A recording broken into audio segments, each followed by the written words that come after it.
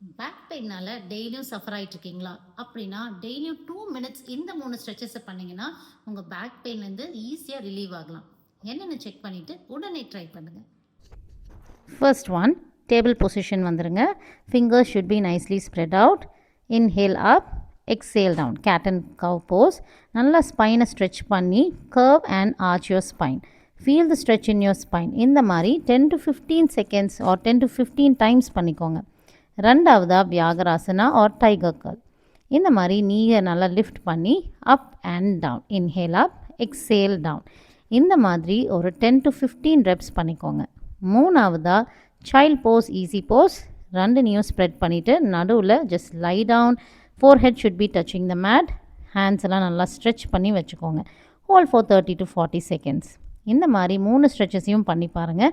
பண்ணுனா என்ன ஆகும்னு கேட்டிங்கன்னா பண்ணி தான் பாருங்களேன். Have a nice